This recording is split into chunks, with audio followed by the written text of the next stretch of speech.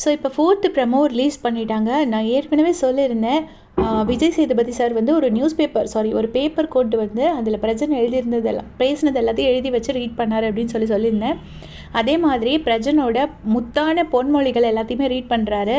நான் பிபிகிட்ட சொல்கிறேன், இப்போவுமே கதவு திறந்து விடுங்க, நான் சேதுக்கிட்ட பேசுகிறேன், வண்டி என் பக்கம் வந்துச்சு கண்டம் பண்ணிவிடுவேன், இப்படி ஒன்றொன்றையாக ரீட் பண்ணி காமிக்கிறாரு. இது நிறைய டைலாக்ஸ் பிரஜன் பேசியிருந்திருப்பாரு, அது எல்லாத்தையுமே ரீட் பண்ணி காட்டுறாரு. பிரஜன் அப்படி நிற்கிறாரு. என்ன ஒரு ஆட்டிடியூட் அந்த ஃபேஸ்லங்கிறது எனக்கு தெரியல. எவ்வளோ ஃப்ரெண்ட்ஸாக இருந்தால் கூட அவங்க 2 பேரும் வந்து கொஞ்சம் இங்கே வந்துட்டு ஹோஸ்ட் அண்ட் கண்டஸ்டன்ட்ங்கிறத பிரஜன் வந்து ஞாபகம் வச்சுருக்கணும். அதுக்கு வந்துட்டு விஜய் சேதுபதி சார் இப்படி ரீட் பண்ணதுக்கு வந்துட்டு பிரஜன் சொல்கிறாரு, சார் நீங்கள் சொன்னது எதையுமே நான் செய்யலைன்னு சொல்லலை, ஆனால் நான் இப்படித்தான் அப்படிங்கிறாரு. ரொம்ப ஒரு ஆட்டிடியூடோடு சொல்கிறாரு.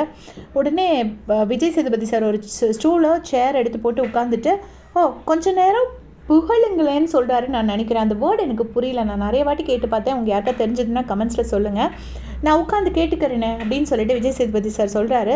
சொல்லிவிட்டு அவருக்கு பயங்கர கோவம். உடனே வந்துட்டு பிரஜன் சொல்கிறாரு, நீங்கள் எனக்கு ஒன்றுமே புரிய மாட்டேங்குது, சண்டை போடலான்னு சொல்கிறீங்க, சண்டையை போய் என்னன்னு கேட்டால் அதை தப்புன்னு சொல்கிறீங்க, அதுதானே பிக் பாஸு, மாற்றி மாற்றி சொல்லுவாங்க, கிளியர் ரூல்ஸ் கிடையாது, இப்படி தானே பிக் பாஸ் வந்து இது பண்ணுறாங்க. உடனே வந்து விஜய் சேதுபதி சார் வந்து ரொம்ப கோபமாக பேசுகிறாரு. சார், நான் உங்களை சண்டை போட வேணான்னு சொல்லலை சார், இப்படி நீங்கள் வந்து போடுற சண்டையை கொஞ்சம் நாகரிகமாக நடந்துக்கோங்கன்னு தான் நான் சொல்கிறேன் அப்படின்னு சொல்லிவிட்டு அந்த சேரை விட்டு எறிகிறாரு. கோட்டை கழட்டிட்டு கோட்டை தூக்கி தோளில் போட்டுட்டு அவ்வளோ கோவத்தோடு போகிறாரு. நியாயப்படி பார்த்தா இந்த இடத்துலையே பிரஜனை வந்து ஸ்பாட் எவிக்ஷன் பண்ணணும்.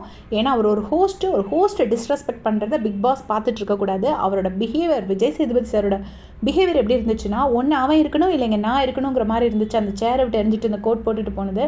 இது வந்து பிக் பாஸ் வந்து இதை ஒரு ஹிண்ட்டாக எடுத்துகிட்டு அந்த ஸ்பாட்லேயே பிரச்சனை எவிக்ஷன் பண்ணால் அது வந்து விஜய் சேதுபதி சாருக்கு கொடுக்குற ரெஸ்பெக்ட்.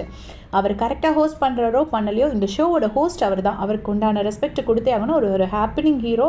பட் அது பிக் பாஸ் வந்து அதை பண்ணுவாங்களா இல்லையானுங்கிறது கொஞ்சம் சந்தேகமாக தான் இருக்குது. உங்களுடைய கமெண்ட்ஸை சொல்லுங்கள்.